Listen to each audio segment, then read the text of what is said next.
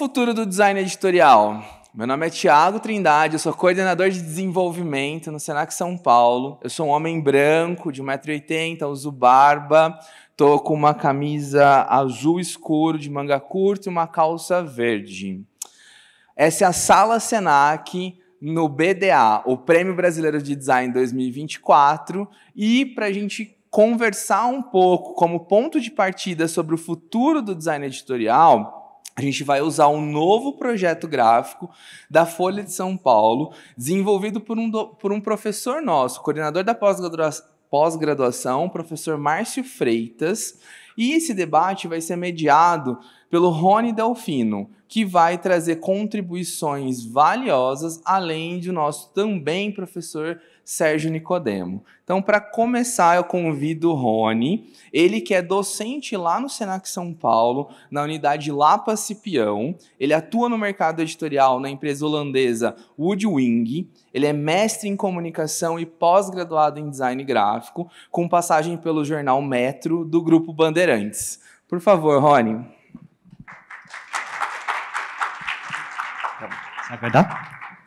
Boa tarde a todos. Vou fazer minha audiodescrição, tá? Sou o professor Rony, sou moreno, cabelos e olhos castanhos escuros, tenho 1,70 m, um pouquinho baixo aí, e basicamente a gente vai falar um pouquinho hoje sobre essa mudança, né, que a gente está vendo do impresso para o digital. Vou convidar dois colaboradores fantásticos aqui para a gente. Vou chamar aqui inicialmente o Sérgio André Nicodemos, para discutir um pouquinho mais sobre o tema também. Por favor, uma salva de palmas. E vou chamar aqui também o Márcio José de Freitas, tá? Que, como o já falou, teve essa atuação direta com o grupo, né, com o Estúdio Tema, para desenvolver esse novo projeto gráfico, e a gente vai discutir um pouquinho esse novo olhar. Não vai basicamente ser uma mesa de discussão, mas sim uma rodada de diálogo, né, para entender um pouquinho desse processo que nós estamos vivendo hoje em dia, que é essa transformação do digital. Tá? Qual o futuro do design editorial? É um tema importantíssimo, né, quando a gente começa a pensar nessa nova metodologia, nesse novo processo de editorial. E aí, como um tema básico para poder nos ajudar a entender um pouquinho dessa transformação, né, a gente vai pensar nesse novo projeto gráfico do jornal Folha, para entender como que é essas mudanças. E vai ser importante porque tudo que a gente vai falar aqui, mas o Márcio vai apresentar, a gente vai entender que a gente vê isso em sala de aula e a gente vai ver isso funcionando no mercado. Então, essa visão, né, materializar esse tipo de situação é importante. Falar um pouquinho sobre o Sérgio. Né, o Sérgio é professor do Senac, de longa data, ajudou a construir, né, nossa base teórica lá do curso de técnico de design gráfico, bem conhecido na casa também, autor de algumas publicações voltadas para o mercado gráfico. Então, tem larga escala de conhecimento dentro dessa área também. E agora tem uma nova vertente, né? Ele tem um desafio importante, eu acho que na carreira dele também, que é entender e tentar trazer essa transformação do impresso para o digital. Porque quando a gente fala do impresso para o digital no mercado editorial, é uma gama de assuntos que envolvem, e a gente tem que pensar nessas questões também. Tá? Márcio, né, José de Freitas, mais conhecido como Márcio, da pós-graduação, né? Participou diretamente junto com o Estúdio Tema nessa transformação. Eu vejo que ele é um apaixonado por tipografia, também já deu essa parte do curso também de tipografia no curso de pós, que é um assunto para os alunos que é um pouco mais pesado, mas quando a gente fala do editorial, mercado editorial, não dá para desvincular a tipografia nesse processo de produção. Inicialmente eu vou chamar o Márcio para a gente começar com essa apresentação da Folha, para entender como que isso funcionou, quais foram as metodologias usadas, o porquê dessa transformação. Né? Acho que muitos aqui não chegaram a ver o jornal na sua estrutura tradicional, né, em formato grande. Poucos aqui tiveram a oportunidade de ir numa banca de jornal e comprar aquilo que a banca de jornal vendia, jornal, conteúdo. Hoje é uma nova metodologia, um novo conceito de publicação de conteúdo. Então, a gente vai entender isso de uma forma mais prática, visual e funcional. Márcio? Obrigado, Rony. Obrigado pelo convite, pela oportunidade. É um grande prazer poder falar um pouquinho aqui com vocês sobre isso. Tá? Eu queria destacar que esse projeto foi feito por mim e por Thea, do Estúdio Tema. Tá? E eu, como professor, gostaria de usar o nosso trabalho também como uma possibilidade de entendimento do design editorial. Bom, esse projeto ele foi baseado nesses 3 pilares, né?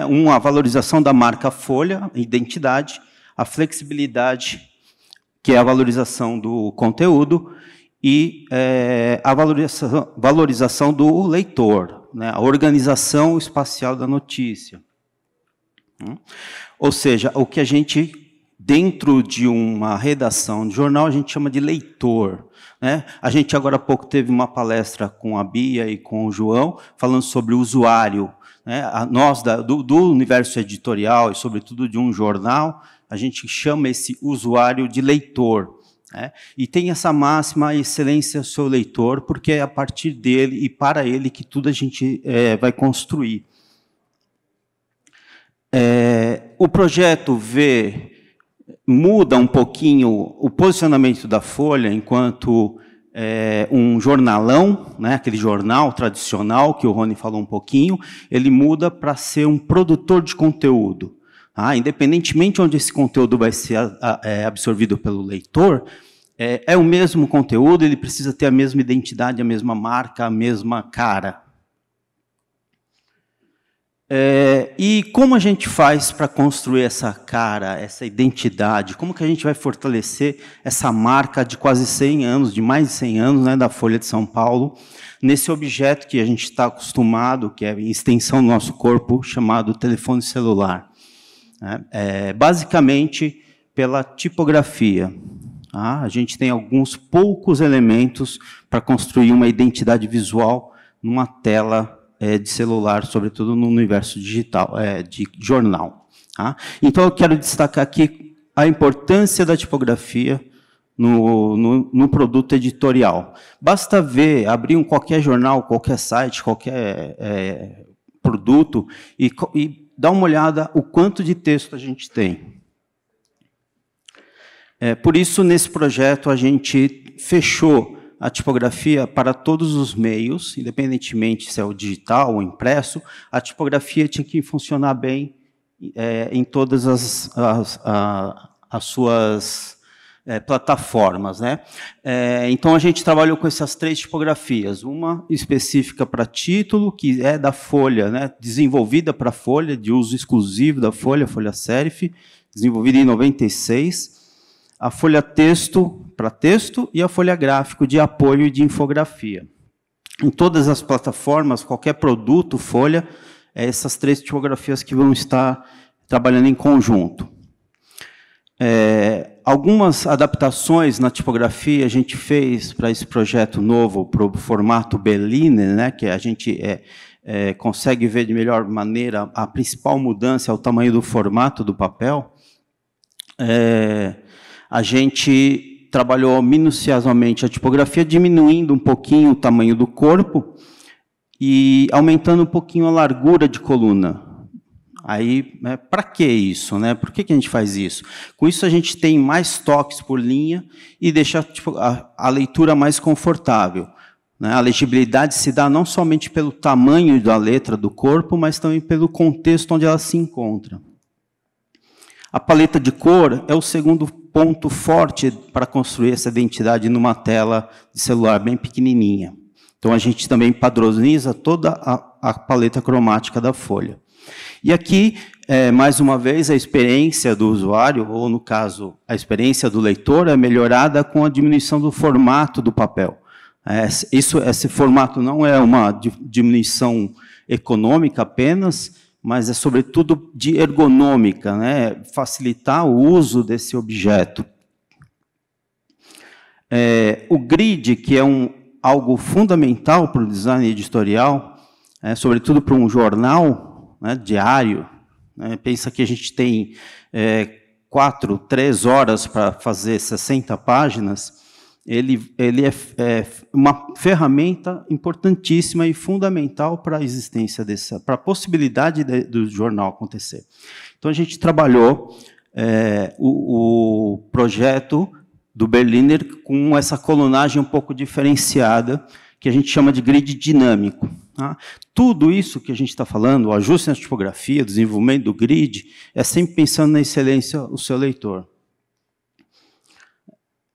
3 vantagens desse novo grid. Então, ele é uma evolução do projeto anterior. Mudar a identidade visual de um jornal não é algo simples, ele precisa manter a relação com o projeto anterior. O segundo ponto, ele permite colunas mais largas, o que eu já falei, que aumenta a legibilidade. E o terceiro, ele incentiva essa coluna mais estreitinha que sobra, essa que está em cinza, ela incentiva aos redatores, aos jornalistas, a colocar ali elementos mais visuais, pensar o conteúdo de forma visual, em direção ao novo tipo de leitor, né, ao leitor contemporâneo. Tá? Então, aqui algumas páginas desenhadas sobre o grid.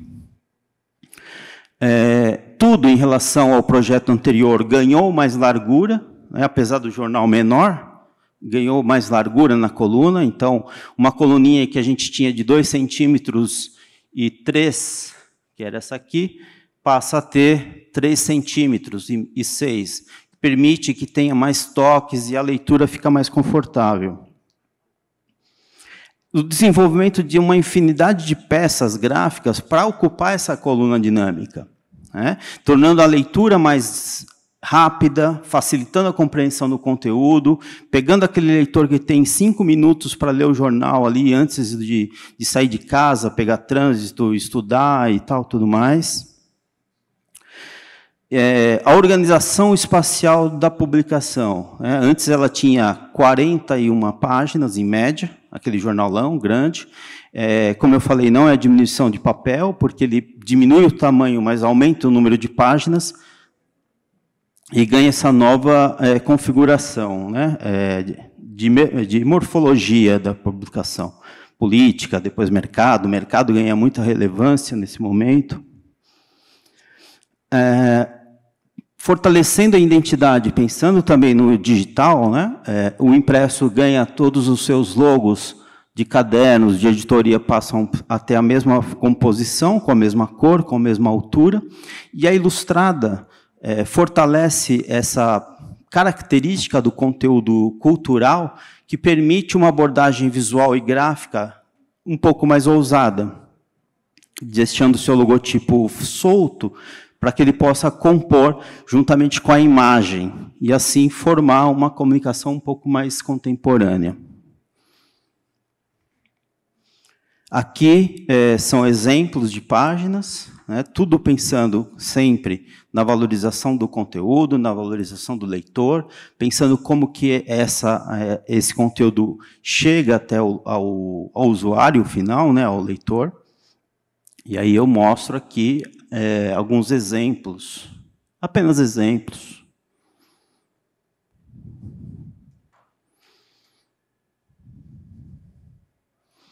A primeira página é um ponto importante nesse processo, porque é o primeiro contato que o leitor tem com o produto. Então, ela é pensada com muito cuidado dentro das redações, ela tem uma carga muito importante nesse papel de aproximar o leitor dessa notícia, né? Aqui uma evolução dos últimos projetos gráficos da Folha, de 2006, 2010, 2018, 2024. Nesse momento, é importante também a gente pensar que a cada 4, 5 anos tem uma adaptação gráfica, uma reforma visual no jornal. Por que isso será que acontece? Algumas estruturas, né, compondo as chamadas de soft news, aquelas notícias mais saborosas, revistosas, de culinária, de gastronomia, de cultura. Os colunistas, que é o que diferencia uma publicação da outra, né? Textos que você só vai encontrar na Folha, ou no Estado, ou em qualquer outro lugar. Com esse projeto, a gente possibilita o retorno de suplementos. Então, por exemplo, o Guia Folha, que durante a pandemia deixou de ser publicado, porque não fazia mais sentido, né, a gente ter um roteiro cultural do que está acontecendo na cidade. Agora a gente tem essa possibilidade de trazer novamente ele em formato Berliner. A folhinha também é outro suplemento que voltou com um caderno próprio. E a Ilustríssima, por fim, né, esse caderno que já tem uma abordagem um pouco mais profunda, com textos mais longos, a colunagem fica mais larga ainda. E é isso, pessoal. Espero que tenham entendido. Eu estou à disposição para qualquer pergunta. E obrigado. Obrigado, Márcio. Bom, reformular uma estrutura editorial de um veículo como o jornal, que é um formato antigo, né, considerado antigo, conteúdo, na sua estrutura enquanto ergonomia, não é uma tarefa fácil, né? Quando a gente faz um redesign de uma estrutura dessa, envolve várias questões, desde a parte da tipografia, do produto, do tipo de informação, até a forma narrativa do próprio do jornalista que escreve o conteúdo. Ela vai mudar, né? E hoje em dia a gente tem um outro tipo de linguagem, né? Tem outros elementos que a gente começa a inserir nesse meio também, que é a própria infografia, que é uma coisa que eu amo de paixão. É um novo meio, um novo formato de chegar até o pessoal mais novo, essa nova galera que está vindo no mercado para entender as informações um pouco mais dinâmicas, quebrar um pouquinho daquela estrutura mais formal, mais rígida. Então, eles começam a surgir novos meios nesse tipo de comunicação. E aproveitando que o Márcio já expôs aqui todo o trabalho, a gente viu várias coisas que a gente trabalha em sala de aula, grids, linhas, tipografia, né? Aí quando a gente pega no pé do aluno, essa tipografia não cabe muito bem com a proposta do seu design, da proposta de colunas que você está fazendo, a quantidade de texto, né? Então isso envolve muita coisa, e é legal ver aqui ao vivo e a cores como essas coisas funcionam. E aí eu vou abrir aqui uma rodada, né? Uma mesa de discussão basicamente com o Márcio e com o Nicolas, para a gente dialogar um pouquinho mais sobre isso. E a minha primeira pergunta que eu acabo fazendo aqui, basicamente é para o Márcio, mas aí o Sérgio pode contribuir também, só trazer aqui. Opa. Que essa pergunta, quando o jornal ele faz essa reformulação aí de estrutura e tudo mais, né? Que com esses novos formatos no mercado, né, pensando nesses novos modelos que a gente tem hoje do impresso, né? Como que esses novos formatos, basicamente, eles poderiam contribuir ou ajudar, né, nessa aderência desses novos leitores? Porque a ideia do jornal, quando ele faz um redesign, é você reformular alguma coisa que pode não estar dando certo para tentar atrair novos leitores, novas pessoas que queiram entender do assunto. Então, minha pergunta que fica é como que isso contribui? Realmente diminuir o formato, mudar a estrutura? Né? Como que o jornal enxerga isso nesse mundo mais contemporâneo? Obrigado pela pergunta, Rony. Isso é fundamental, né? Isso é basilar dentro da redação do jornal, pensar como que a gente entrega ao leitor o conteúdo, né? E, nesse sentido, a gente pensa como o leitor, a excelência, o seu leitor, atua nesse momento contemporâneo. Quem é o leitor hoje? Né? Como que as pessoas leem jornal? Como que ele se relaciona com as notícias? De uma maneira muito mais dinâmica, de uma maneira muito mais rápida. Os jornais deixam de competir somente com os jornais, passam a competir com a quantidade de séries que as pessoas têm que ver, enfim, ir ao cinema, a gente tem muita coisa para fazer. Então, quando a gente diminui o tamanho do jornal, consequentemente, é uma questão óbvia, diminui o tamanho das matérias. Né? E a leitura fica mais dinâmica. Isso obriga, né, isso fortalece um papel do editor de fazer textos mais bem editados, para que ele possa ser consumido de maneira mais rápida, entender mais rapidamente.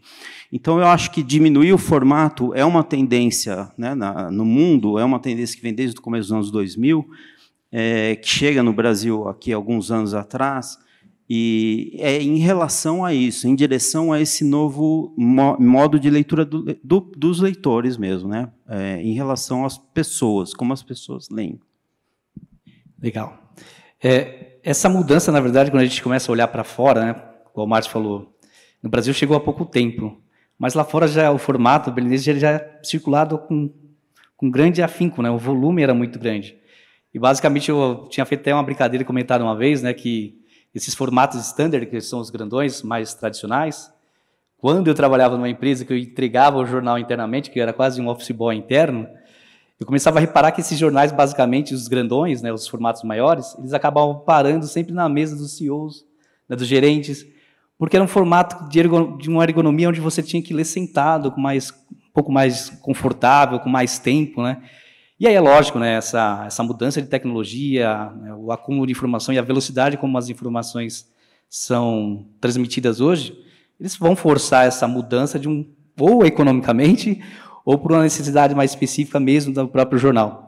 E hoje eu acho que todos os jornais que veiculam, uma grande parte que veicula aqui no Brasil no formato grandão standard, eles vão acabar aderindo ou no formato tabloide, que é um formatozinho menor ainda que o Bernet, né, com mais conteúdo, mas uma outra metodologia, um outro meio e uma linguagem diferente de falar com o público, porque são linguagens mais rápidas, enquanto que o Bernet ele transita ali entre o tabloide e o standard, mas um formato mais adequado. E não só a Folha, mas os outros jornais também estão vindo nessa mesma necessidade. Ou econômica, porque muitas vezes é o que força, né? Ou a aderência de novos leitores. Então, isso é um trabalho árduo e vai demorar mais um pouquinho. Eu acho que daqui a pouco está todo mundo trabalhando nessa mesma linha, né? Porque vamos brigar com outras mídias. E aí, falando dessas outras mídias, esses novos meios diferentes, vou trazer o Sérgio para falar um pouquinho. O Sérgio está louco para falar, está ali angustiado, ele já me cutucou 2 vezes, brincadeira. Falar um pouquinho sobre essas novas mídias, né? Então, como essas novas mídias podem colaborar no processo para a produção de conteúdo editorial, tá? Pensando na questão das transmídias, ou seja, os mesmos nas convergências de mídia. Como que essa transformação no mercado editorial elas vem acontecendo? Boa tarde a todos. Tem algumas coisas que eu acho que são bem interessantes quando você pega um processo de modificação de um layout de um jornal, que é um meio de leitura que já está há mais tempo para tentar conquistar novos leitores. E isso a gente pode transpor também para a parte dos livros, que aqui você tem leitores que tem ainda a parte impressa e tem a parte digital, né? Ou seja, como que você vai adaptar a questão da leitura, que hoje é um problema que se discute no país, né? Você ter novos leitores, mas não só através de mídias que já existem, mas também de novas mídias. O que são essas novas mídias? Você ter o principal objeto hoje é o smartphone, né, que a gente pode dizer. Então, como que a gente adapta essa questão da leitura? O que o design editorial pode pensar para melhorar isso, a experiência, né? Porque aí eu lembro da primeira palestra que estavam falando sobre games, né? Que você tem a questão do usuário, e ele também fala, usuário e o leitor. Hoje, eu acho que existem os dois. O leitor também é o usuário. Por quê? Porque quando você lê um livro digital, você tem ali conexões que não tem no impresso. Você começa de repente, você quer ver um local que você está lendo no livro. Eu não preciso agora pegar o livro impresso, parar, pegar o meu smartphone para visualizar aquele local. Não, do smartphone direto eu já vou visualizando algum local que eu queira. Ou eu vou para outros locais, né? Então, acho que um dos desafios do design editorial é como fazer desse livro digital, primeiro, ir do impresso para o digital, e dentro do digital você ter outras opções para o leitor, né? Por exemplo, depois que você lê um livro, mesmo você está lendo um livro no seu smartphone, você quer compartilhar uma opinião. Aonde você compartilha? Geralmente você vai para as mídias sociais através da leitura do livro, né? Mas se você está no livro impresso, para onde que você vai? Então eu tenho que ter um meio do impresso para eu conectar as mídias. Então, por exemplo, aí entra a questão do QR Code, que foi falado também, que é uma tecnologia que já existe há mais de uma década, e hoje você consegue conectar. Então, vocês vão perceber que vão aparecer livros onde você está lendo o impresso, daqui a pouco você mira lá o seu smartphone e você consegue conectar o digital. Então, acho que essa é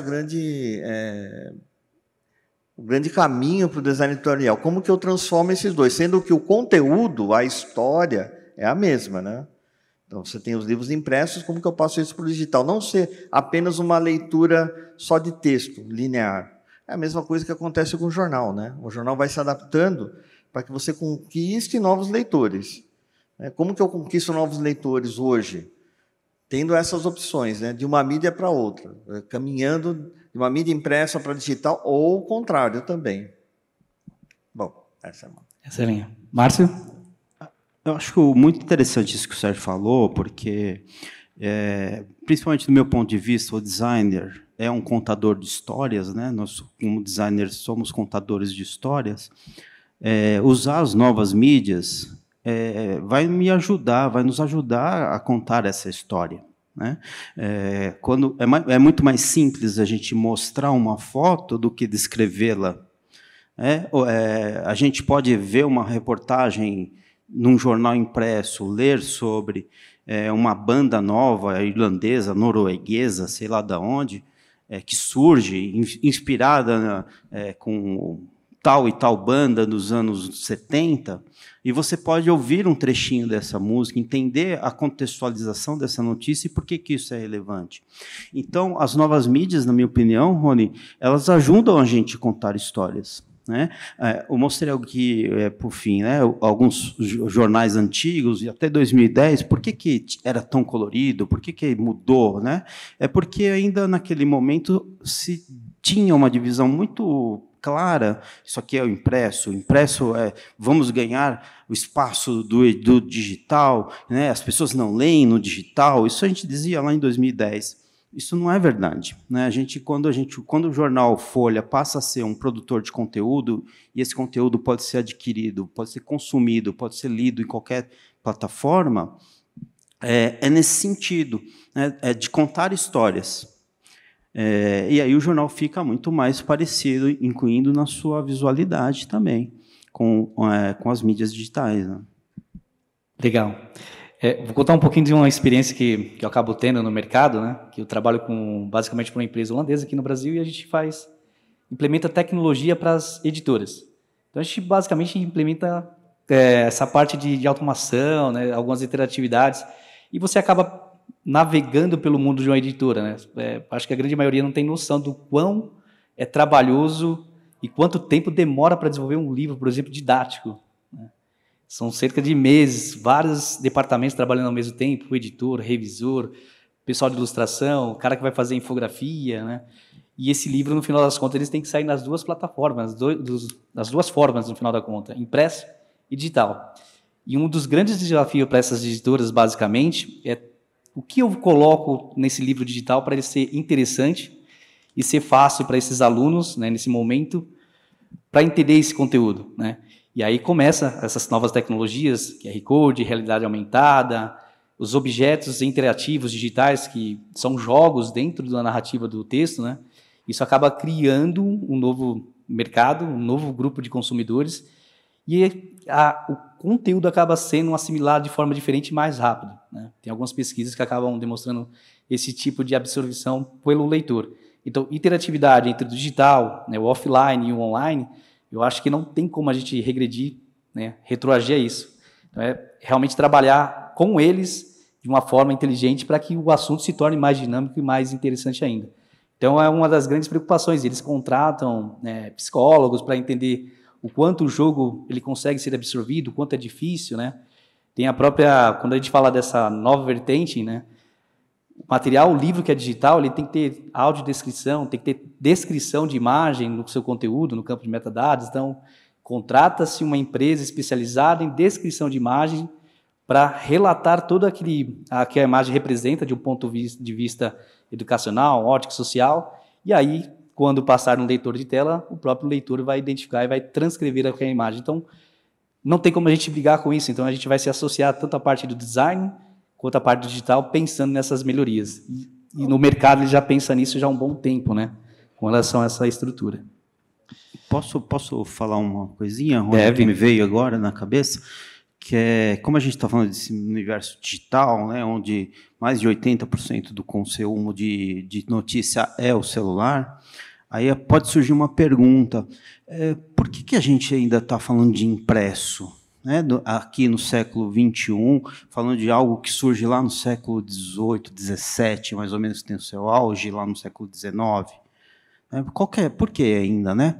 Porque ainda é um tipo de leitura que vai atender uma demanda do público leitor, que é de entender profundamente o conteúdo.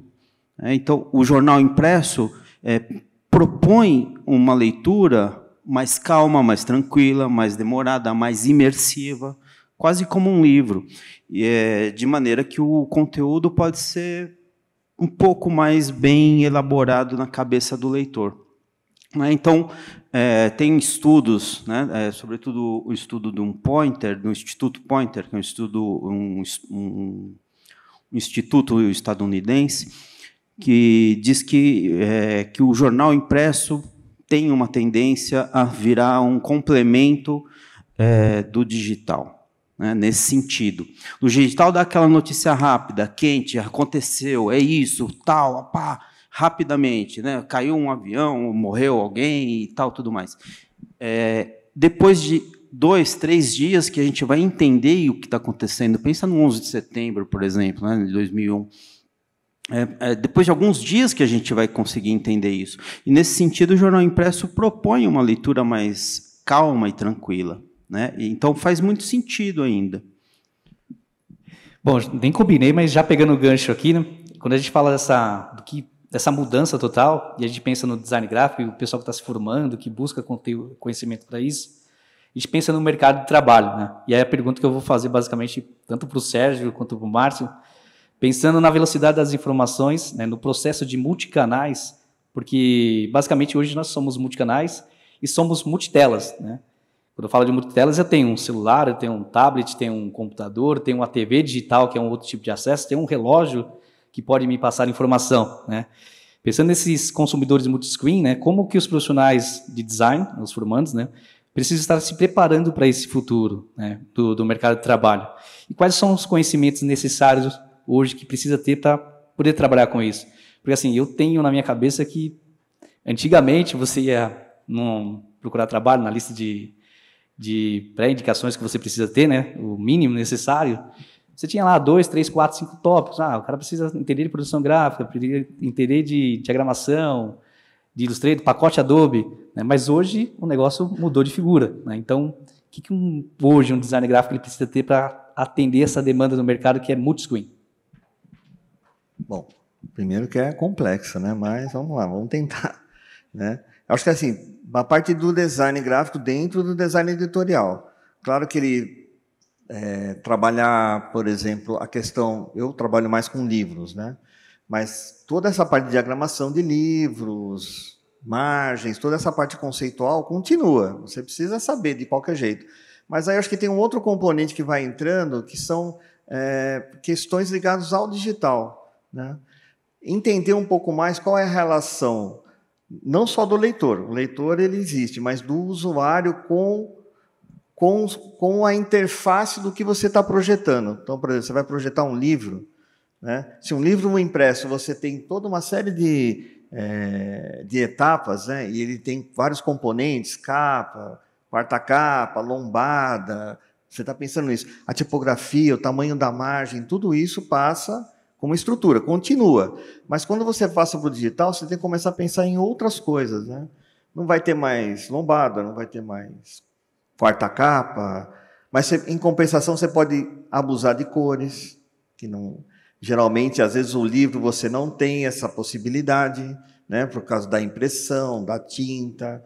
Então, eu acho que um dos novos saberes, que a gente poderia colocar para o design gráfico, dentro do design editorial, é começar a estudar um pouco mais a relação do usuário com o objeto, né? Ver o leitor também como um usuário, para você entender assim, será que ele vai conseguir ler isso daí que eu estou pensando, né? Entender com a cabeça do digital. Claro que entra a questão da interface, né? Aí nós podemos, além do livro, né? Você não tem só livro com texto, textual, né? Só texto. Mas você tem livros que são, por exemplo, ilustrados. Como que você coloca os livros ilustrados dentro do digital, né? Dá para fazer coisas mais interessantes? Dá. Então, de repente, o livro ilustrado no digital, ele não precisa ser só uma coisa estática, ele pode ter, de repente, um link para uma animação, que vai complementar a história que você está lendo. Não que você vai saber fazer a animação, mas você vai saber como que vai ser a ponte entre você, que é o o designer editorial e o ilustrador, ou o animador, ou fazer animação. Então, o livro, estou pegando um exemplo do livro ilustrado, porque ele amplia um pouco mais do que o livro só como um textual, né? Então, acho que o designer gráfico precisa saber um pouco mais sobre isso, sobre questões ligadas ao digital. Não que ele vai ser o expert, porque cada um aqui vai ter o seu nicho de trabalho, né? O game vai trabalhar com game, né? A questão da interface, aplicativo, UX, UI, mas o design editorial precisa entender um pouco mais essa questão das interfaces e como que as pessoas estão se conectando.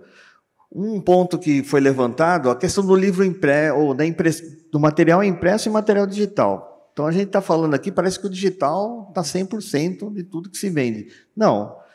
Por pesquisas que a gente tem, né, da Câmara Brasileira do Livro, por exemplo, se vocês entrarem, de 100% de todos os livros impressos no país, isso até o ano passado, o digital está no máximo 8% de tudo que é impresso, de tudo que é produzido, né? Então, a parte impressa ainda é muito grande. Então, não adianta a gente também ficar só no digital. O design editorial, não. Ele precisa ainda continuar aprendendo e aprendendo com mais, digamos assim, mais profundidade sobre questões que ainda são ligadas a como produzir um livro. Assim como o livro tem a revista, né? Que a gente fala um pouco, né? Não fala muita coisa.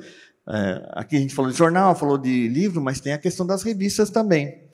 Que hoje a revista ela está no meio termo ali, né? Entre uma produção de conteúdo, né? E como que você coloca essa revista no digital? Porque aí revista, ela tem, além do conteúdo textual, tem muita imagem, tem som, pode ter vídeo, né? Então, eu penso assim, que o design gráfico, que vai trabalhar com design editorial, ele precisa entender um pouco mais as questões digitais. Eu concordo super com o Sérgio. O designer, que antigamente, quando eu estudei, muito tempo atrás, já era uma disciplina interdisciplinar, né? Já era uma atividade interdisciplinar. Eu acho que, nesse momento contemporâneo, ele passa a ser mais ainda, né? A gente precisa ser cada vez mais interdisciplinar. E essa questão interdisciplinar envolve saber trabalhar com o outro, né? Entender que a gente não domina toda a produção, e eu vou precisar de um programador, eu vou ter que conversar com o programador, eu vou ter que conversar com o jornalista, com o redator, né, com quem produz esse conteúdo, com fotógrafos, e outras pessoas, né, os ilustradores, e por fim. Então, nessa troca, a gente aprende muito mais, né? A gente ganha muito mais, todo mundo ganha. Então, eu acho que o designer contemporâneo, a pessoa que quer trabalhar com editorial, ele precisa ser, primeiro, interdisciplinar, como disse Sérgio, e também ficar muito ligado nas pessoas, também, como disse Sérgio. Como é o leitor hoje? Como que ele lê? Como é que ele se informa? Né? Como chega essa informação a ele? Por WhatsApp? A gente consegue contar uma história complexa sobre o que aconteceu no G20 ou o que está acontecendo agora nas questões políticas num Twitter, num título com 140 toques? Né? Então, a gente precisa saber entender a ferramenta que a gente está trabalhando, a gente precisa entender para quem a gente está falando e entender o que a gente está falando. E, nessa equação, escolher qual é a melhor ferramenta para contar essa história. Um vídeo, um livro, um texto longo, né? ou um Twitter, talvez, às vezes, conta. Boa. O que a gente vê aí, na verdade, é uma fragmentação, né? Quando a gente fala de receber pelo WhatsApp uma matéria, um conteúdo, né? É falso, é verdadeiro, entra na questão das fake news, a gente nem vai debater isso, nem vai discutir isso agora, nem dialogar, mas dá margem para uma outra pergunta, que aí eu posso fazer para o Sérgio também, que ele levantou a bola aqui das revistas, né? E aí, que é da década de 90, deve ser apaixonado por revista, porque era o que a gente consumia, basicamente, né? Então, eu vinha lendo lá da minha casa até onde eu tinha que trabalhar, vendo super interessante, que era o que eu gostava de ler, basicamente, super interessante.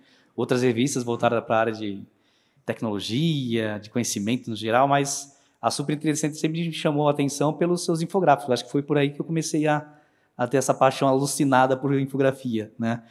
E a pergunta vem nessa linha mesmo, né? O que a tecnologia, basicamente, ela fez com essa transformação das revistas, né? Como que o mercado hoje, editorial voltado para a revista, ele se enxerga nesse mundo com a tecnologia, né? Por exemplo, quando eu falo dessa aderência, dessa associação, né, tem um case que é bem interessante, que é do próprio New York Times, né? Em determinado momento, ele começou a ver que seus leitores estavam, né, em downgrade, caindo um pouquinho a quantidade de leitores, e aí ele começou a colocar tecnologia nas informações no próprio editorial, que era, né, se você é leitor e é assinante e gosta de gastronomia, através do digital e a própria evolução, eu vou começar a soltar para vocês informações sobre gastronomia no seu celular, né? É uma forma de você atrair o leitor. Mas isso mudou completamente o que o jornal era para o que ele é agora. E aí essa convergência, essa mudança do digital para as revistas, ela se deu também de uma forma muito drástica, né? E aí eu queria entender um pouquinho o que esse mundo digital ele fez com as revistas, o mercado editorial. Bom, outra pergunta complexa, né? Bom, a questão das revistas, né? Eu vejo assim, eu também sempre fui muito consumidor de revistas quando eu era, né, adolescente, jovem, porque era a única forma. Eu falo assim que eu tive o privilégio de nascer no século passado, literalmente, né? Sou de 68, então fui passando por todas essas fases da tecnologia. E a revista, qual que é a ideia da revista? É você ter pequenas matérias, ou seja, assuntos que eles são fragmentados, e esses assuntos são ilustrados por imagens, etc. Só que agora, aonde que a gente consegue esse tipo de conteúdo? Na internet, né? Ou via computador, ou via smartphone, que você entra em sites de notícias, ou você... eu gosto de quadrinhos, por exemplo. Muitos de vocês gostam de quadrinhos, eu também gosto. Eu quero ler sobre quadrinhos. Eu não quero ler quadrinhos na internet, mas eu quero ler sobre quem escreve, quem faz, quem produz no Brasil. Então, hoje, você vai aonde? Você vai no digital, você vai em web, você vai em portais de notícias. Então, eu creio que a revista está sofrendo muito isso, por quê? Porque ela está no meio termo ali, né? Ela, ao mesmo tempo que dificilmente as revistas impressas você encontra, bancas de revistas, por exemplo, você já está diminuindo cada vez mais.